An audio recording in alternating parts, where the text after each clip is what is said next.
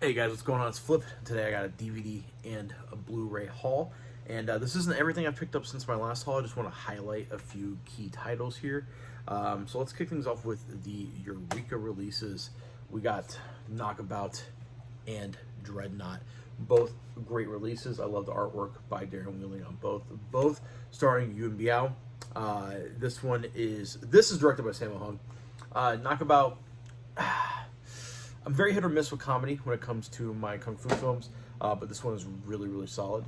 And this one directed by Yuen Woo-ping. This movie is great, but it doesn't know tonally what it wants to do. It is a little all over the place. Now we're going to get into some good old DVDs here. This is from SamuraiDVD.com. And I want to talk about this. I did pick up everything that's available of the Tange Sawzan series.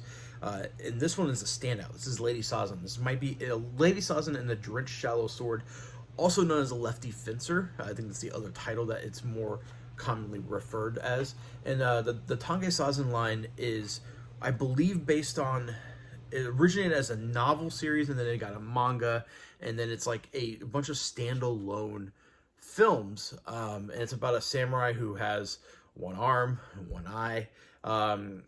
Animigo put out Secret of the Urn, which has the male version of this character in it, and that is directed by Hideo Gosha. That's a really solid film. But this one is my absolute favorite. It's the female version of that story. So this is 1969, and it's freaking solid. Really solid. And then I've been watching the Shadow Warrior series. I picked up all the Shadow Warriors TV show. I'm on season 3. It's freaking great. And I wanted to watch the TV show. Shadow Warriors in Japan known as Kage no Gundam, or Gandan, Hattori Hanzo. And this is directed by Aichi Kudo. So Aichi Kudo, I think, is one of the most underrated Japanese directors of all time. He directed the Samurai Rebellion trilogy, which has the infamous 13 Assassins, the original 1963's 13 Assassins. Miike's came out in, 2010, 2011. Great remake. Great. I think it's just as good as the original. But he's a director that any chance I can get to watch and experience more of his movies, I'm going to. And I wanted to see where the Shadow Warriors TV show originated from. This is not as good as the show. I think it's the weakest Aichi Kudo film I've seen, but still he has a really good eye for stuff, and it's a overall solid outing. And it's pretty short too. I think it's like 80 something minutes. It doesn't say on the back here, but it's relatively short. 1980 is when that came out. And then I've been going through a little bit of a ninja phase, especially Japanese ninja films, because there's a seriousness to them that is kind of lacking in Western ninja movies. When the big ninja craze happened here, we kind of tended to make things a little too goofy. But I really enjoyed this movie, Warrior of the Wind. This is from 1964. It's 95 minutes. It's nice, short, and sweet. It's very suspenseful. And if you can track this down, I would recommend picking up Warrior of the Wind. It's directed by Tai Kato. So there you go. And then let's get into the Vengeance Pack releases. I was able to finally get my hands on this bad boy, The Black Mask. I actually got number 313 out of 333 right here. This is a Jet Li film. This is a lot of fun. I don't think it's that great, but you know, I wasn't going out of my way to hunt this edition down, but it popped up on Diabolic, and my good friend Ryan over at the Disconnected pointed me towards it, and I was like, hell yeah, I gotta pick it up. And then I also picked up from the Vengeance Pack after seeing my good brother Fanatical Dragons unboxing overview, whatever you want to call it, about this movie. And that is the Vengeance Pack release of Shaolin Kung Fu with artwork by Kung Fu Bob.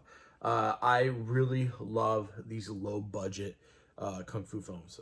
They are like comfort food for me. They are, you know, Taiwan was making the spaghetti Western equivalent to the Hollywood Western. You know, they were making the low budget Kung Fu films to the higher budget Hong Kong and China stuff.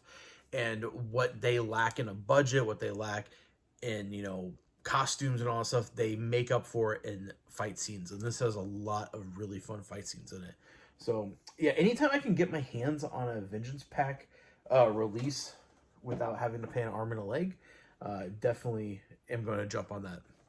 We got a couple Arrow releases here. This is the 8th Diagram Pole Fighter.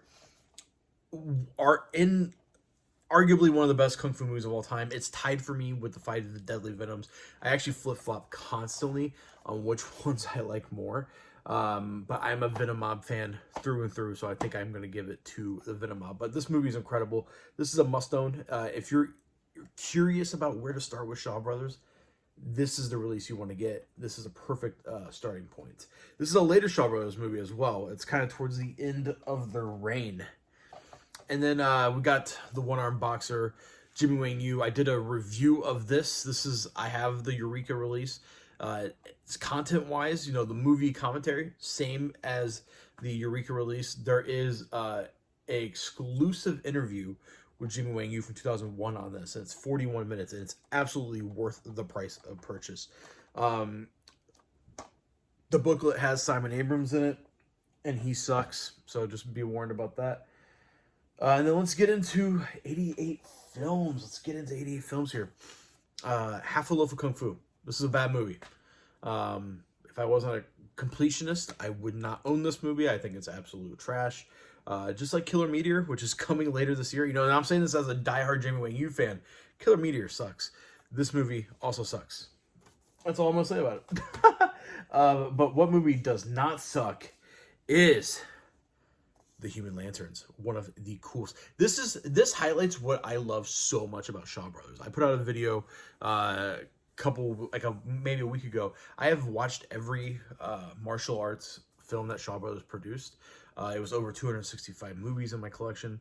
My collection's over 300, but 265 martial arts films. And this movie is a perfect example of what I love what they do. Is that they are not afraid to bend genres that you wouldn't think would go together. Slasher horror flick with some really awesome wuxia fights, and it works. It works incredibly. One of the coolest villains in cinema history. I think he's cooler than Darth Vader.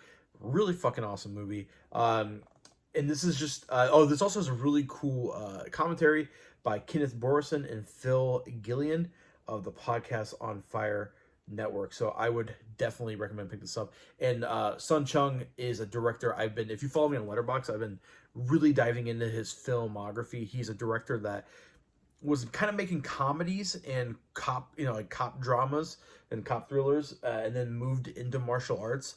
And this Judgment of an Assassin is just, he's got such an incredible eye for fights. Like the way he frames his scenes is just incredible.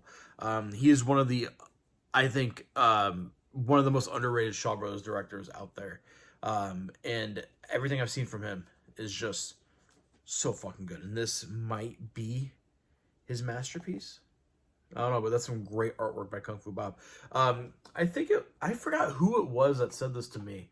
Bob is the master of making an art piece seem very busy, but not. Like, there's a lot going on in this, but it just fucking works so well. He's such a good artist, guys. Incredible fucking art. Love you, Kung Fu Bob. And then I picked up the 4K release of The Proposition, one of my favorite westerns of all time. It's gritty, it's dark, and it's probably the closest thing we'll get to a Cormac McCarthy adaptation of The Blood Meridian. The back here says 3 brothers, one must live, one must die, one must decide. If you haven't seen this movie, it's very grimy, extremely grimy, very violent, and very much worth your time. Picked up a couple Vinegar Syndrome titles here. We got the new release from, Deaf Crocodile, I think it is? Yeah, Deaf Crocodile. Ilya Muromets. This is a fantasy movie that is absolutely amazing. Over 100,000 extras were used in this.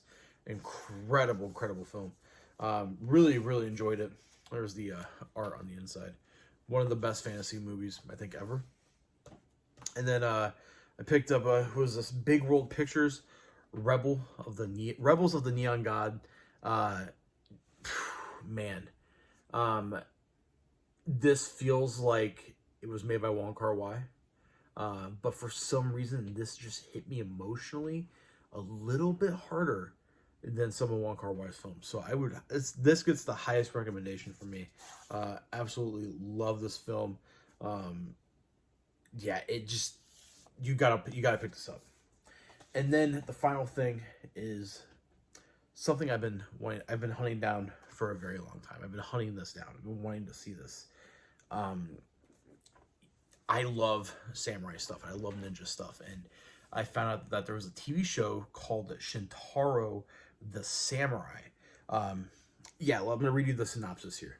In Japan 300 years ago, there were two societies of people who called themselves ninja. One group was called Iga and the other Koga.